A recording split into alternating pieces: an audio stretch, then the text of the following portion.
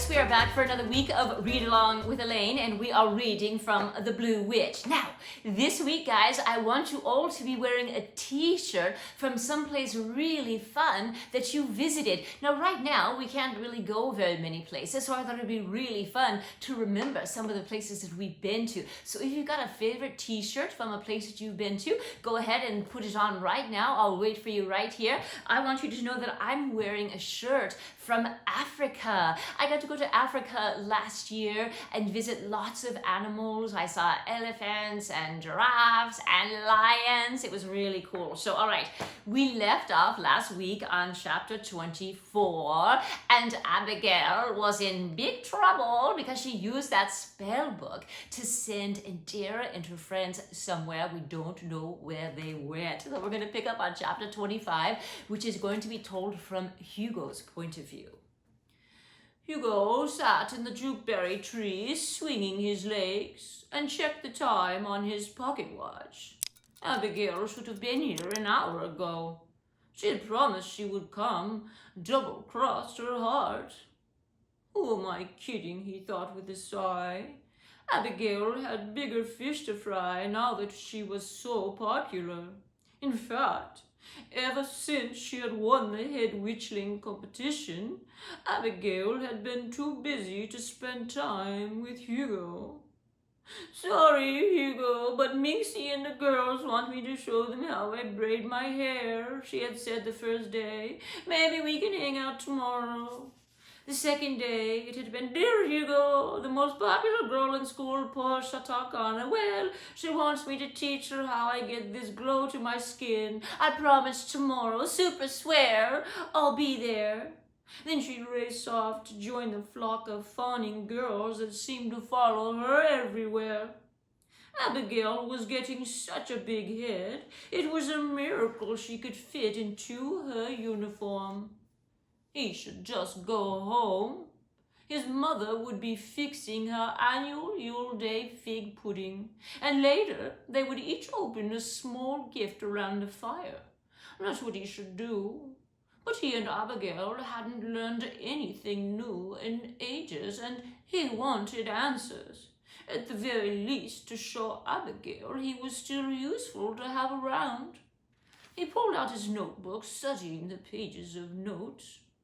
They now knew Abigail's blue witch fire came from her father, but they still didn't know why Lysandra had been running away and how she had died. Abigail could still be in danger. If he was going to get to the bottom of it, he needed to find out more about Lysandra. And Hugo had an idea who he could ask. There was an old witch, an outcast who didn't live behind the walls of the Takana fortress. His brother Eminor had warned Hugo about her. Eminor claimed the witch had put a swine curse on his friend Milton for teasing her.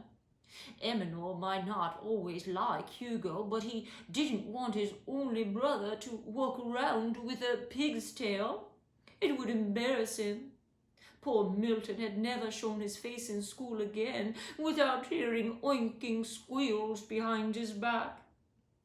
Leaving the Takana fortress, Hugo made his way into the lower part of town, away from the nice shops.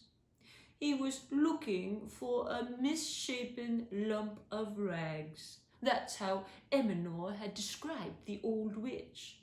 There, on the corner across from the stables, an old woman squatted on the ground, a begging bowl in front of her. A long cloak made of old rags hung over her shoulders.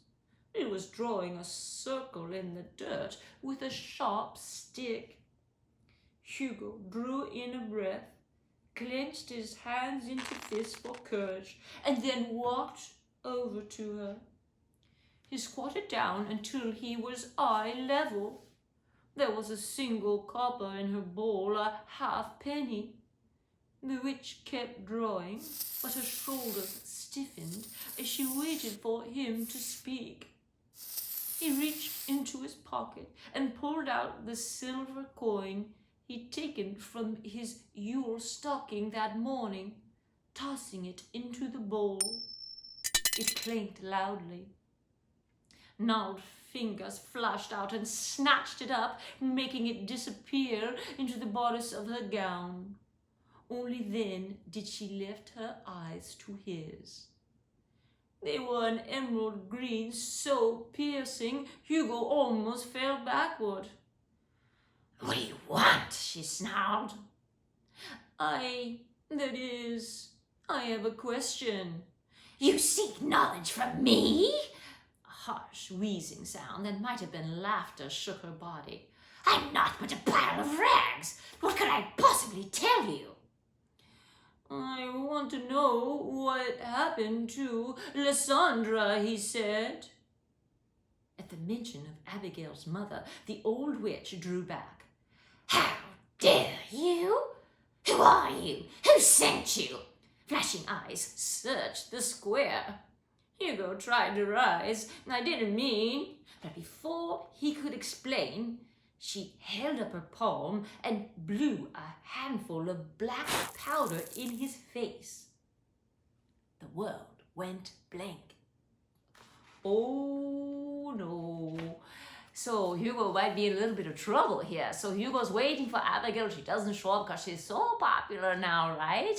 And so he goes off to find out more information about her mother, Lysandra. So he goes to find this old witch, right, on the bad part of town.